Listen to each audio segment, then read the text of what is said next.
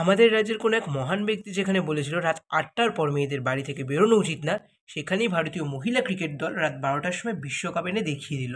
আমাদের বাংলার মহান ক্রিকেটার যেখানে বলেছিল আমার তো মেয়েদের ক্রিকেট খেলা ভালোই লাগে না, মেয়েরা আবার ক্রিকেট খেলতে পারে নাকি, সেখানেই বাংলার রিচা ঘোষ বিশ্বকাপ এনে দেখিয়ে দিল বাংলার মেয়েরা চাইলে সব করতে পারে। শুধু বাঙালি মেয়েরা নয়, ভারতীয় মেয়েরা চাইলে সব করতে পারে। যেসব লোকেরা ওমেন বলে হাসাহাসি করতো, তারাই আজ মেয়েদের বিশ্বকাপ জেতার পর আনন্দে উৎফুল্লিত হয়ে উঠেছে।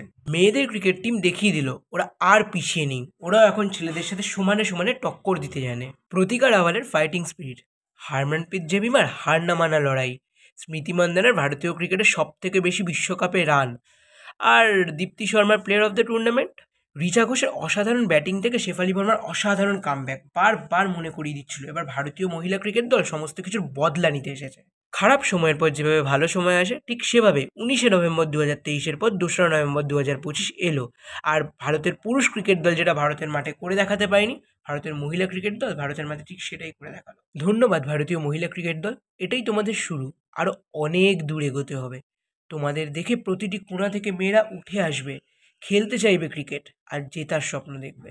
India were history. Now they're creating their own history by winning the ICC